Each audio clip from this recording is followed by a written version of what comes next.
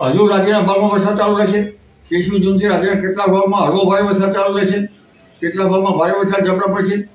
પરંતુ ઉલ્લેખનીય છે કે બંગાળના ઉપસાગરનો ભેજ અને અરબી સમુદ્રના ભેજના કારણે લગભગ તારીખ 3 થી 7માં રાજ્યના ઘણા ભાગમાં ભારે વરસાદ આવવાની શક્યતા છે, જેમાં દક્ષિણ ગુજરાતના ભાગમાં ભારેથી અતિ ભારે વરસાદ આવવાની શક્યતા રહેશે અને મધ્ય ગુજરાતના ભાગમાં ભારેથી અતિ ભારે વરસાદ થવાની શક્યતા રહેશે. પૂર્વ ગુજરાતના ભાગમાં વધુ અતિ ભારે વરસાદ થવાની શક્યતા છે. પંચમહાલના ભાગમાં કેટલાક ભાગમાં અતિ ભારે વરસાદ થવાની શક્યતા રહેશે. ઉત્તર ગુજરાતના ભાગોમાં ભારે વરસાદ થવાની શક્યતા રહેશે. તેમજ અરવલ્લી સાબરકાંઠાના કેટલાક ભાગમાં ભારે વરસાદ થવાની શક્યતા રહેશે. કચ્છના કેટલાક ભાગમાં ભારે વરસાદ થવાની શક્યતા રહેશે. ઉત્તર સૌરાષ્ટ્રના કેટલાક ભાગમાં ભારે વરસાદ થવાની શક્યતા રહેશે. ઉલ્લેખનીય છે કે ત્યાર પછી બીજી સિસ્ટમના વરસાદના કારણે તારીખ 7 થી 10 જુલાઈમાં પણ રાજ્યમાં મુશળધાર વરસાદ થવાની શક્યતા રહેશે.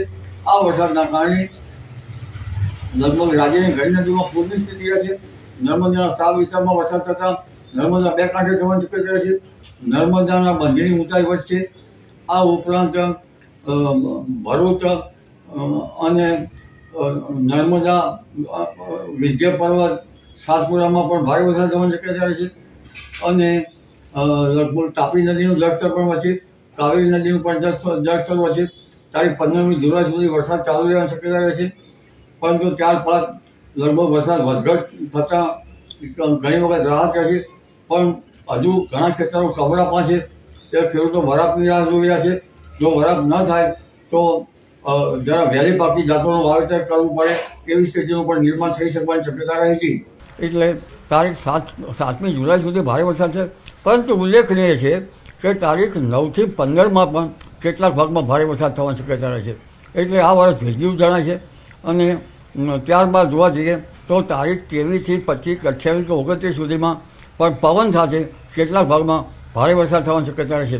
ક્વચિત ક્યાંક કેટલાક ભાગોમાં કાતરા પડે એટલે ગુજરાત હેરી કેટરપિલર તો તદ ભાગમાં વરસાદ ઓછો આવતો હોય છે. જી કાકા, અષાઢી બીજના કહેવાય છે કે અષાઢી બીજના વરસાદ થાય તો ચોમાસું સારું જતું હોય છે. આ ચાલુ વર્ષે જે અષાઢી બીજ આવી ત્યારે પણ ખૂબ સારો વરસાદ થયો છે. તો એવા કયા નક્ષત્રો છે કે જેના કારણે જુલાઈ મહિનામાં પણ સારો વરસાદ થશે?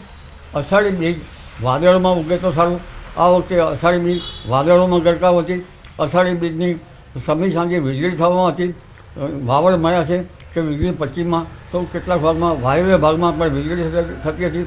વાયવ્ય ભાગમાં વીજળી થાય તો પવન સાથે વરસાદ આવવાની શક્યતા રહેતી હોય છે. એટલે અષાઢી બીજની વીજળી એક વરસાદના સાક્ષીરૂપ છે. વરસાદ હજુ ગયો નથી, પરંતુ આ ભેજિયા વરસના કારણે મૂંઝવણ ઘણા ખેડૂત ભાઈઓ જે નીચાણવાળી કાળી જમીન છે અને નીચાણવાળા ભાગોમાં છે તે પણ અવઢવમાં છે. કાકા, જે રીતે અત્યારે સતત વરસાદ વરસી રહ્યો છે તો આ વરસાદના કારણે જે વાવણી કરી દીધી છે અને હજુ પણ જુલાઈ મહિનામાં વરસાદ ભારેથી અતિ ભારે વરસાદ થવાનો છે, તો શું લાગે છે કે કૃષિ પાકને નુકસાન થઈ શકે, અસર થઈ શકે? બેશક, કારણ કે કૃષિ પાકો જે છે એ ઊંચાણવાળા ભાગમાં કંઈક કૃષિ પાકોને મુશ્કેલી ઓછી આવી શકે.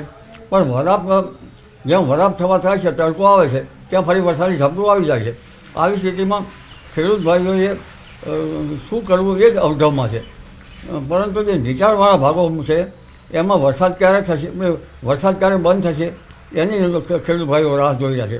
કારણ કે વરાપ ન થાય તો કૃષિ પાકો મોડા વવાય.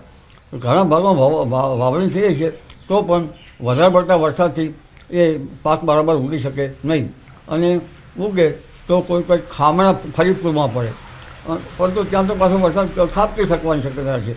એટલે આ વરસાદના કારણે ખેડૂત ભાઈઓએ લગભગ વરસાદ ઉપર વરસાદ આવતા વચ્ચે ક્યાંક વરાપ થાય તો સારું, ખામણા પૂરી શકાય જે બાકી હોય એ. પરંતુ આ ભેજિયા વરસમાં જો વધુ વરસાદથી નુકસાન થાય તો લગભગ અર્લી વેરાયટીઓ વાવવાની સ્થિતિ પણ ઊભી થઈ શકે. જી